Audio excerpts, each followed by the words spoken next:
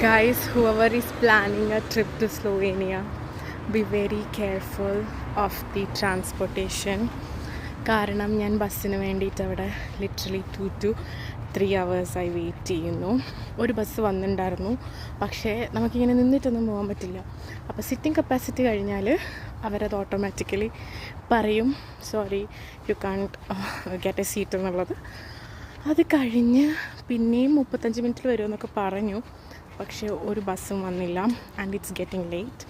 8 o'clock ആവാറായി. അപ്പം ഇനി ഞാനിപ്പം റെയിൽവേ സ്റ്റേഷനിലേക്ക് പോവുകയാണ്. I will see whether I will get some train at least. അപ്പോൾ ആക്ച്വലി ഇന്ന് വരെയാണ് എൻ്റെ ഹോസ്റ്റൽ ഞാൻ ബുക്ക് ചെയ്തിട്ടുണ്ടായിരുന്നത്. അപ്പം ഇനി എല്ലാം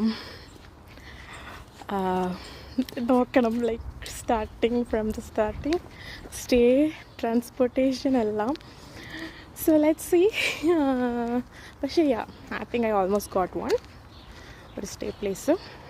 കാരണം ഇപ്പോൾ വീക്കെൻഡ് ആയതുകൊണ്ട് തന്നെ എല്ലാ ഇതും ഫുള്ളാണ്, ഹോസ്റ്റൽസിലൊന്നും സ്പേസ് ഇല്ല. So whoever is planning a trip to Slovenia, be very careful regarding the transportation facilities. Especially public ട്രാൻസ്പോർട്ടേഷനാണ് നിങ്ങൾ എടുക്കാൻ ഉദ്ദേശിക്കുന്നതെങ്കിൽ. പ്രൈവറ്റ് ആണെങ്കിൽ if you have a car or something it's well and good.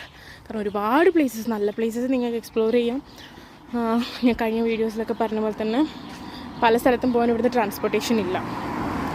So and I M super tired. കാരണം ഞാൻ പോസ്റ്റോണിൽ ഞാൻ initially വിചാരിച്ചു ഒരു 3:30 ഇറങ്ങാൻ പറ്റുമെന്ന്. But it got late. പോസ്താനയിലും പോയി, പ്രധാമ കാസിലും പോയി.